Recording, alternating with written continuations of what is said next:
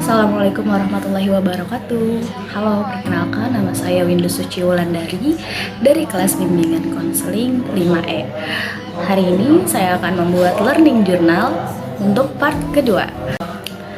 Oke, sebelum memulai ke ulasan saya tentang pembelajaran kemarin, sebenarnya learning journal part yang pertama itu saya itu lumayan salah karena tidak memakai visual, dan itu memang saya terima dengan baik. Memang saya katakan saya salah, dan saya akan berusaha memulai learning journal yang kedua ini dengan baik. Kali ini pembahasan saya udah lumayan banyak karena ada pemaparan dari Pak Adi tentang sejarah perkembangan film dokumenter. Apa sih sejarah film dokumenter itu? Saya jelasin. Pada tahun 1872, film dokumenter memiliki beberapa variasi, dari mulai gerak kaki kuda hingga propaganda. Pada mulanya, Leland Stanford berniat meneliti gerakan kaki kuda yang digunakan sebagai rumusan metode dalam pelatihan kuda pacu.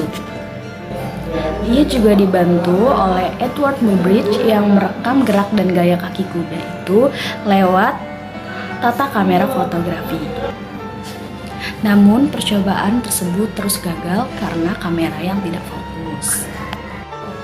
Untuk mendapatkan hasil gambar yang berkesinambungan dan maksimal dari gerak langkah kaki kuda, Muybridge memanfaatkan 12 buah kamera foto yang ditempatkan secara sejajar di sekeliling lintasan pacuan kuda. Namun, hasil yang didapatkan masih tetap tidak fokus. Lalu Muybridge pun tidak menyerah nih. Pada tahun 1877, dia memulai kembali dengan melibatkan seorang temannya yang bernama John D. Rex. Yaitu dimulai dengan dia menjajarkan 24 kamera sejajar di setiap pacuan kuda, lalu dihubungkan ke semua alat elektronik, baterai, dan mereka pun berhasil merekam gerakan langkah dari seekor kaki kuda. Jadi pada intinya adalah kita jangan cepat menyerah. Lalu dia mendapatkan hasil yang maksimal. Keren. Ini dia beberapa jenis film dokumenter. Yang pertama itu ada dokudrama. Dokudrama itu contohnya adalah film Titanic. Film Titanic itu adalah dokudrama.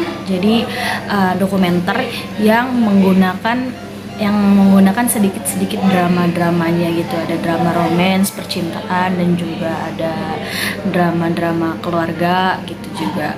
Dan juga ada tora-tora. Dan yang ini saya belum nonton sih filmnya kayak gimana. Yang kedua itu semi dokumenter, yaitu film Gandhi. Film Gandhi ini kayaknya dari film India, tapi saya juga belum nonton, dan insya Allah saya juga akan nonton nih film ini karena kayaknya seru juga ya nonton film dokumenter. Dan yang kedua ada penumpasan pengkhianatan G30 SPKI. Bentar lagi 30 September pasti akan ditayangkan di TV juga, nanti bakalan ada. Ini saya sudah sering nonton beberapa kali karena di sekolah pun dulu waktu 30 September pasti selalu diperingati dan kita akan nonton bareng-bareng semua siswanya gitu. Yang ketiga ada film faktual. Di film ini tuh cerita pada umumnya sama, cuman lebih ke yang di dalam berita. Jadi berita terus menampilkan video tayangan yang terjadi saat kejadian langsung. Contohnya kayak misalkan bencana alam gempa bumi atau apa disorot dan lalu dimasukin ke berita gitu. Yang keempat ada film etnografik, yaitu yang digunakan untuk mendokumentasikan suku pedalaman. Suku pedalaman ini contohnya kita kayak di suku Baduy kan banyak tuh di YouTube ya, pengambilan film dokumenter tentang perjalanan mereka di suku Baduy dan bagaimana sih kehidupan mereka di sana tuh ada. Dan yang kelima itu ada film propaganda. Film propaganda ini genrenya itu untuk meyakinkan para penonton dan serta mempengaruhi pendapat atau perilaku orang. Jadi menurut saya film propaganda ini plotnya itu dibuat oleh penonton masing-masing, kayak sudut pandang mereka masing-masing. Akhirnya kayak gimana, ada yang mungkin ada yang bilang sedih, ada yang bilang bahagia, sad ending atau happy ending, itu tergantung para penontonnya. Jadi plotnya masing-masing, pendapat orang lain. Dan yang keenam itu yang terakhir ada Cinema Verite, yaitu dokumenter dengan gaya yang natural. Jadi seolah-olah kita seperti biasa aja, kehidupan biasa di sekolah atau gimana, tapi kita sedang diliput atau direkam. Itu dokumenter yang dengan gaya natural. Jadi candid aja gitu videonya gitu.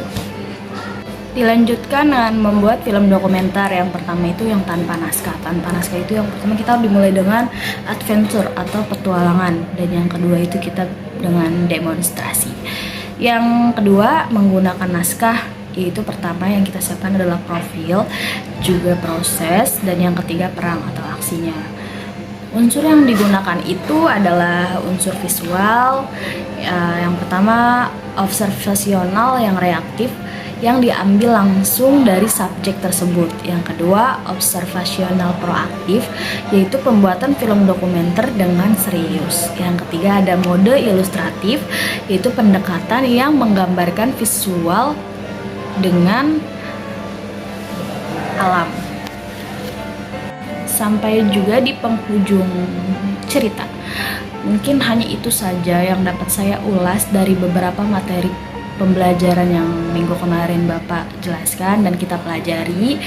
Kurang lebihnya mohon maaf jika banyak kesalahan dan kata-kata saya yang mungkin tidak dimengerti, tapi saya akan berusaha lebih baik lagi untuk kedepannya.